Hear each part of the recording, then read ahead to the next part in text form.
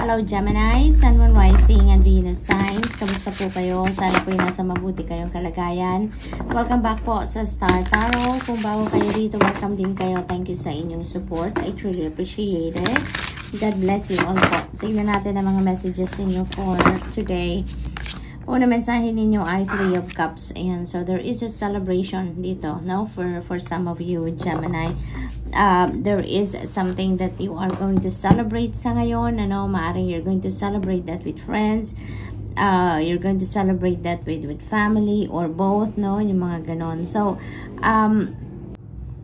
masayang pagtitipon ito, no, ng iba sa inyo dito. Meron siguro kayong achievement or merong accomplishment or maybe may recovery, no, maaring gumaling sa sakit, no, yung kayo, Gemini, no, and of course, this is not going to resonate with everyone, and also just take as it resonates. Yun lang na pick up ko, maaring nanggaling sa sakit ang iba sa inyo, and talagang pinagpapasalamat ninyo that you are, fully recovered na, or gumaling na kayo sa kung ano man sakit na pinagdaanan ninyo, kaya you're going to celebrate that, no? What else? We have Queen of Wands. Ayan, beautiful energy din ito. Beautiful energy. Kasi meron ditong mga ina-envision kayo for yourself na talaga namang pagdidesisyon na ninyong anuhin talaga, no? Makuha ninyo, makamit ninyo, no? Yung mga ganon. So, you're going to do anything and everything dito in your power para matupad ninyo kung ano man ang mga ina-envision ninyo for yourself, kung ano man yung mga pinaplano ninyong gawin, no, talagang pagsisikapan ninyo yan. And maaari din na, yung isa-celebrate ninyo sa 3 of Cups, maaari din naman na isa na yan sa dati na ninyong pinagsikapan. Isa na yan sa mga dati na ninyong pinag-ukulan ng pansin, no? And this could be a new one, no? Maaring dahil nagtagumpay na kayo sa ibang bagay, maaring you are on to the next na. Kung baga, na bagong plano na to, bagong endeavor na to na papasukin ninyo sa ngayon. So, kayo? Very confident na kayo ngayon, no? You are more confident about yourself ngayon. Kaya, parang sa tingin ninyo, wala na kayong uurungan dito, no? Kahit anumang klaseng challenges ang ma-encounter ninyo along your journey dito sa next endeavor na tatahakin ninyo, parang baliwala na yon sa inyo, kayang-kaya na ninyo yan because na kayo, nanggagaling kayo sa tagumpay, kaya you're going to be more assertive and more confident dito, no, sa journey na ito. So we also have the High Priestess. So you are divinely guided, Gemini, no? Divinely guided kayo, kaya kayo, make sure that you always tune into your intuition. Make sure that you always check in with your intuition dahil may mga divine guidance na pinapadala sa inyo, no, ang universe para matulungan kayo sa kahit anumang sitwasyon. Maaring hinihingi ninyo yan, maaring ni-request ninyo yan na guidance, kaya may binibigay sa inyong gabay. Or maaari din naman na talagang natural yon, no? You are divinely guided. Sinusuportahan kayo ng divine universe and the rest of your spirit team dito sa inyong mga endeavors. Maaring posible din yan. Kaya it's always important, no, to always check in with your intuition para nang sa gayon ma-access ninyo kung ano ang gabay na binibigay sa inyo ng universe and the rest of your spirit team, no, to help you sa inyong mga circumstances. We have 6 of Wands. This is victory. So, talagang napaka, ninyo, ang swerte ninyo around this time, Gemini. Dahil meron kayong mga pagtatagumpayan sa buhay, no? Maaaring, yan, sa trabaho, maaaring sa karera, maaaring sa negosyo. It could be also in a relationship, yung mga gano'n, no? There is something dito na pagtatagumpayan ninyo. So, maaaring yan ang isa-celebrate ninyo, no? Dito sa 3 of Cups energy. Maaaring may mga mahalagang task or assignment sa trabaho ninyo, proyekto, gano'n na naibigay sa inyo, and maybe you succeeded, no, sa ginawa ninyo yon, sa assignment ninyo or sa task na ninyo yon. So, this is really beautiful. So, Gemini, that's all I have for you for today. I hope nakatulong ang mga mensaheng ito in some way. Thank you for watching. Love and light. Namaste. Hello Libra, Sun, Moon, Rising, and Venus signs. Kamusta kayo? Sana po'y nasa mabuti kayong kalagayan. Welcome back po sa Star Tarot. Kung bago kayo dito, welcome din kayo. Thank you sa inyong support. I truly appreciate it. God bless you all. Tignan natin ang mga mensahe ninyo for today. We have the star energy, beautiful energy nito. Kasi this could be healing, Libra. Maaaring ito yung pinagdadasal ninyo. Magkaroon kayo ng healing, magkaroon ng katapusan na ang mga difficult situations ninyo sa buhay. No?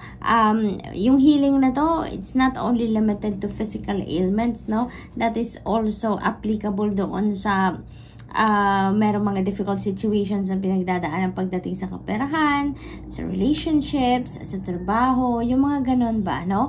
So, depende sa inyong sitwasyon, yung healing energy na to napapasok sa kung ano yung troublesome situation ninyo, kung ano yung mga difficult situation na pinagdadaanan ninyo, you could receive that healing energy in that area of life. No, this is really also beautiful energy because this is wish fulfillment then. So most likely may mga pangarap din kayo dito na magka-come to fruition na, matutupad na, no? May mga dreams kayo, may mga wishes kayo na maaring ibigay na sa inyo ng Divine Universe.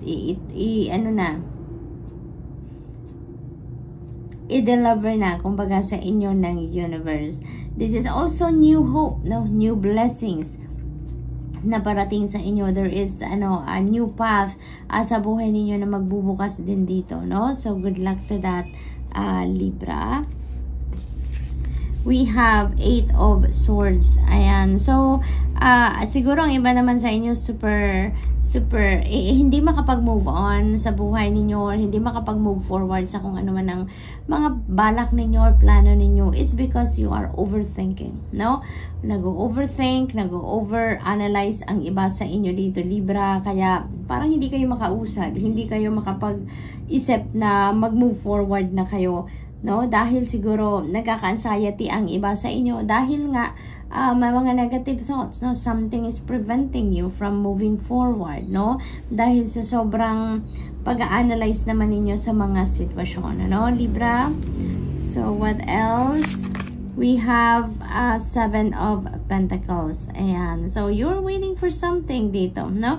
You're waiting for something dito na mangyari or mag-come to fruition na, dumating na, yung mga ganon. So, maybe, you're waiting for something to, to come to a completion na, no?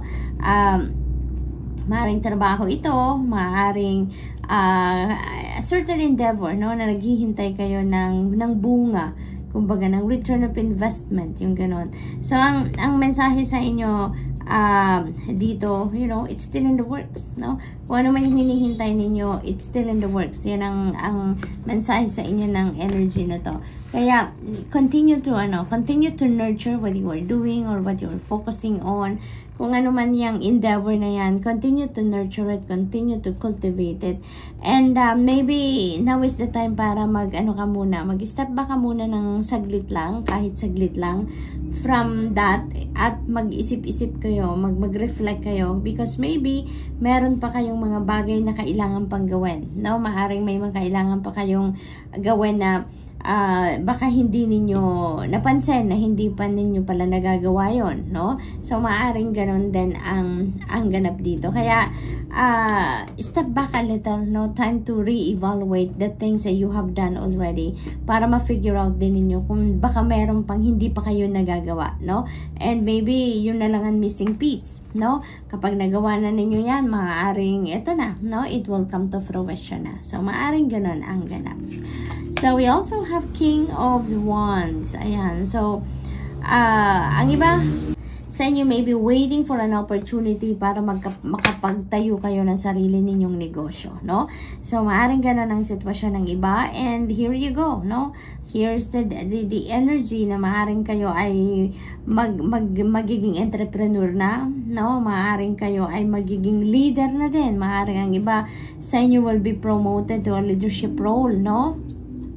Maari din ganyan ang sitwasyon ng iba sa inyo dito. And ano ka ngayon parang you're very charismatic, you're very magnetic, no? You are magnetizing people towards you, no? Yung parang there are so many people that look up to you sa ngayon. Maraming humahanga din sa'yo. Maraming nai-inspire din sa'yo, you know, kasi maybe you're very talented, you're very skillful, siguro napakagaling din ninyong magabay sa ibang tao, siguro very generous of your knowledge din kayo, yung gano'n, no? Kaya maraming very approachable ka. Kumbaga, marami ang taong magaan ang loob sa iyo, no? Na hindi sila nangingiming lumapit sa iyo, no? So, yung ganon. Very, very magnetic, no? Ang aura mo. So, Libra, good luck. And that's all I have for you for today. I hope nakatulong ang mga mensaheng ito in some way. Thank you for watching. Love and light. Namaste. Hello Aquarius, Sun, Moon, Rising, and Venus signs. Kamusta po kayo? Sana po nasa mabuti kayong kalagayan. Welcome back po sa Star Tarot. Kung bago kayo rito, welcome din kayo. Thank you sa inyong support. I truly appreciate it. God bless you all. Tingnan natin ang mga messages ninyo for today. Una mensahe ninyo ay 7 of Cups. Ayan. So, may mga opportunities dito, no? Multiple opportunities dito ang parating sa inyo, Aquarius, no? At maaring magano kayo dito, mini mo. Kasi maaring yung mga opportunities na to sabay-sabay dumating. Or it could be on different areas, no? Iba't ibang area ng buhay ninyong merong opportunity. It could also be possible na sa isang area, no, 3, 4 na opportunities ang maaring dumating. Kaya medyo baka malito kayo, baka ma-overwhelm kayo, 'di ba? At kaya kailangan ninyo dito na pag-isipan mabuti, no? Pag-isipan ninyo mabuti, tignan ninyong maigi then kung anong klaseng mga opportunities ang mga yan. And you know, tune into your intuition, no? I-check ninyo kung saan kayo dadalhin ang inyong intuition, alin yung opportunity, no, na talaga namang best para sa iyo, ituturo yan sa inyo ng iyong intuition. Kaya listen to your inner voice, okay? Listen to your inner voice, Aquarius, to help you pick kung ano yung best para sa iyo. We also have 2 of Pentacles. Ayan. So, maybe talaga meron na kayo dito yung ginajuggle na opportunity. So, posible yan na maaaring ang iba siguro sa inyo, nandyan na, no? Kumatok na ang opportunities dito and maybe you're already considering them. May tinitignan ka na. Siguro, ang iba sa inyo, maaaring nakapili na ng dalawa at yun na lang ang ginajuggle ninyo. Maaaring yun na lang ang tinitimbang ninyo kung alin yung mas pasok sa criteria ninyo, yung mga ganon siguro, no? Siguro may mga choices na kayo dito, no, na kumbaga yun na lang ang pinagpipilian ninyo, maaring ganon. For others of you, this is Aquarius, this is balance, no? Inihingi ng iyong sitwasyon sa ngayon ng balanse kasi maaari din na sobrang marami kayong ginagawa, sobrang busy kayo, maaaring nai-stress na din kayo, no? So that is also possible. Kaya this is asking you to balance, no, your life, find the balance in your life. At nang sa gayon, mas makakapag-focus kayo sa mga bagay na kailangan ninyong pag-focusan talaga, no? So, what else? We have King of Wands. Ayan. So, si King of Wands naman, ang hatid na energy nito, maaring this is about leadership, no? Maaring ang iba sa inyo dito ay mapopromote into a leadership role. Maari din na aangat din yung position niyo into a higher level. Maaring ganun ang ganap dito. And ano kayo ngayon, talagang magiging leader kayo, no? Magiging leader kayo. Or maybe yung iba sa inyo is a leader of a group already, a leader of a department sa trabaho, or people look up to you, no? So maaring ganun ang ganap ninyo sa buhay. People are inspired, no, sa inyo. Maaring marami ang lumalapit sa inyo para humingi ng gabay sa inyo, humingi ng advice, no, yung mga ganon. So maybe ganon ang role, no, ng iba sa inyo dito, Aquarius. Maaring you are using your light, no, to help other people find their own light as well. Kasi parang very inspirational kayo, parang very magnetic din kayo sa mga tao, kaya maraming lumalapit sa inyo, no? Maring kayo yung go-to person, no, ng mga tao kung kailangan nila ng advice, kailangan nila ng tutulong sa kanila, maaring kayo yung nilalapitan.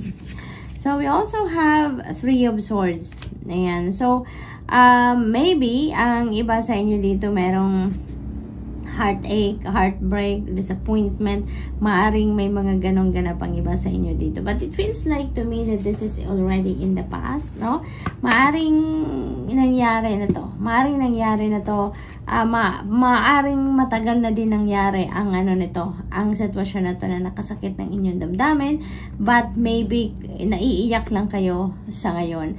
Maaring meron lang mga pangyayari sa paligid ninyo na parang alam mo yan, na-remind ka lang sa mga nangyari, yung mga nakadulot ng sama ng loob sa inyo. Maaring nakita niyo muli, kaya naalala ninyo ang nangyari. Maaari din naman na may situation dito na na-remind kayo of what happened to you in the past, no? Na nakasakit ng inyong damdamin. So maybe ganun lang ang sitwasyon dito. This is just the aftermath, no? Kaya okay lang din yan, no? Na maalala ninyong muli, maiyak kayong muli. Kasi parang wala pa kayo sa sitwasyon na totally nakapag-move on na kayo, no? Kahit papano, pag nare-remind kayo, parang may bubog pa rin na natitira. But, you know, time heals, 'di ba? Hindi naman automatic talaga yung pag-heal ng mga sugat sa puso natin. Kaya paminsan, lalo-lalo na kung may nagpapaalala sa atin, may mga nai-encounter tayong nare-remind tayo uli, hindi natin naiiwasan, 'di ba? Na mabalikan natin, no, ang sitwasyon natin in the past. But it will be alright. Now, time will come na totally makakapag-move on na kayo. Totally tatawanan nyo na lang, no? As in, makakalimutan nyo na din yun. And tatawanan nyo na lang, no? Yung naging sitwasyon ninyo. So, ano lang, it will take time. It will take time. Ganun talaga. Wala namang instant healing, diba? So, Aquarius, that's all I have for you for today. Thank you for watching. Love and light. Namaste.